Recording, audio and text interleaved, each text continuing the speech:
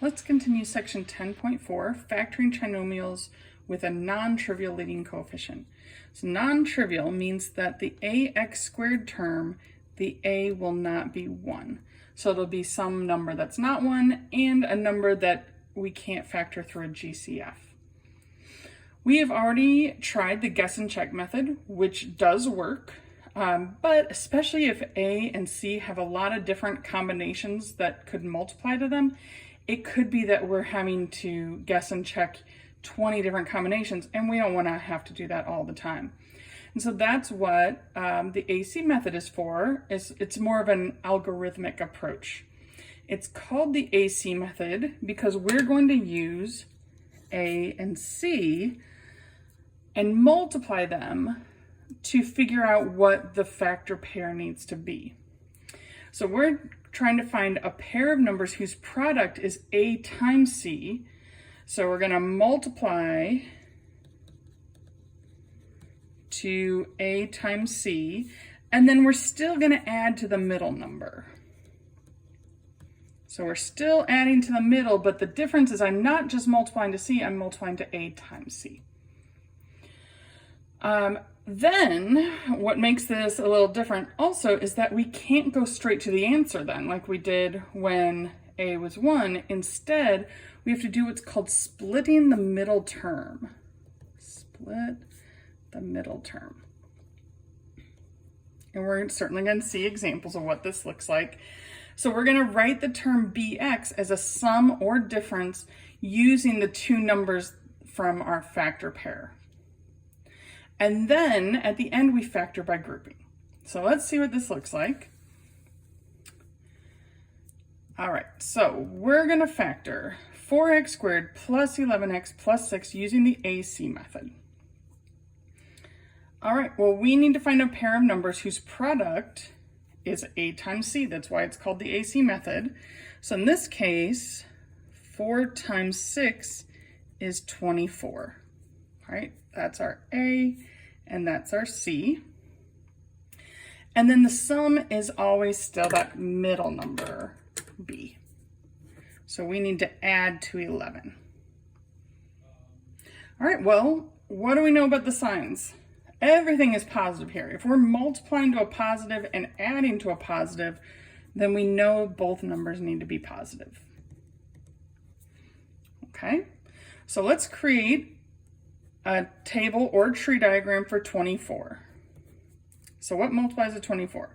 1 and 24, 2 and 12, 3 and 8, 4 and 6, and I think that's it. I mean, we could include negatives, but like we said, they're both positive. So do any of these add to 11? Yeah, 3 plus 8 is 11. So that is our factor pair, 3 and 8. Those two numbers multiply to 24 and add to 11.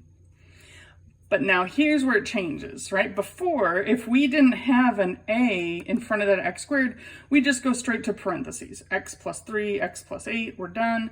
This is different. We have to split this 11x into 3x and 8x.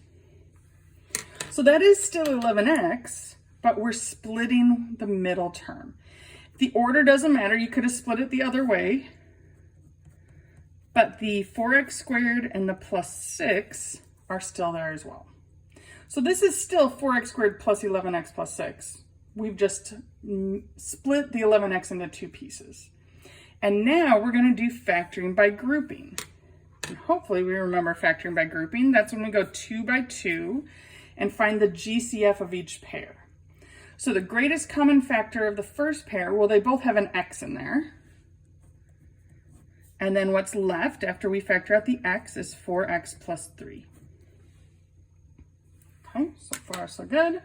In the second pair, 8x and 6, what they have in common is a 2. And the leading term is positive, so it's going to be a plus 2. We need a symbol there, either plus or minus. And then we divide them both by 2. And that would give us 4x plus 3. Factoring by grouping is the one where these parentheses have to match. Luckily, ours do. So if we take out or factor out of 4x plus 3, what's left behind is the x and the plus 2. So this is our answer, but let's check, because this is our first AC method, right? We don't have to trust that it works. So checking factoring problems is pretty easy because it just means do FOIL.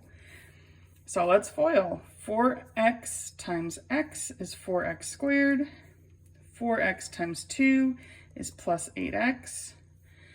3 times x is plus 3x. And 3 times 2 is plus 6. And that is 4x squared plus 11x plus 6. That 11x in the middle got split the same way we split into those factor pairs, interestingly.